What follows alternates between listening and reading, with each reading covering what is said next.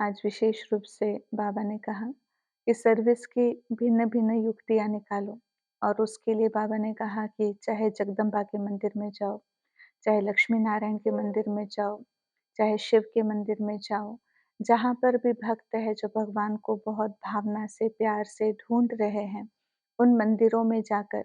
उन देवियों के बारे में या शिव बाबा के बारे में, परमात्मा के बारे में आप उनको बहुत अच्छी रीति से समझा सकते हो और उनको परमात्मा के साथ जोड़ सकते हो। परंतु बाबा ने इसके साथ ये कहा कि ऐसी सर्विस करने के लिए बच्चों की अवस्था देही अभिमानी चाहिए। अगर देह अभिमान है, तो देह अभिमान वाला व्यक्ति यह सेवा नहीं कर सकेगा।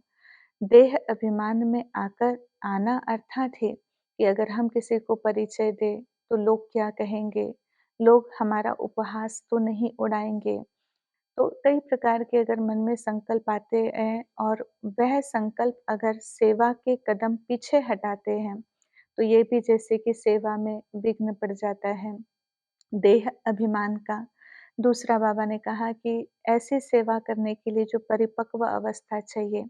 और परिपक्व अवस्था अर्थात ही एक रस स्थिति और एक रस स्थिति किस आधार पर बन सकती है, तो उसके लिए बाबा ने कहा कि एक बाबा की याद सदैव बुद्धि में रहे।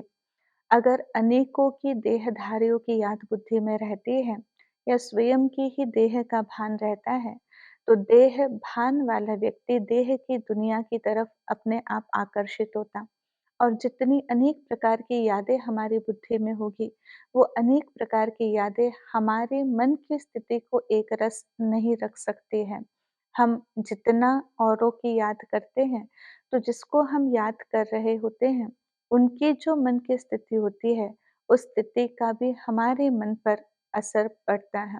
इसलिए हम कहते हैं कि पता नहीं अचानक से कइयों की अगर हम मूड देखें तो अभी-अभी बहुत खुश होते, अभी-अभी नाराज़ हो जाते, अभी-अभी हँस रहे होते, तो अभी-अभी रोने लग जाते हैं। तो ये अवस्थाएँ बदलने का जो कारण है,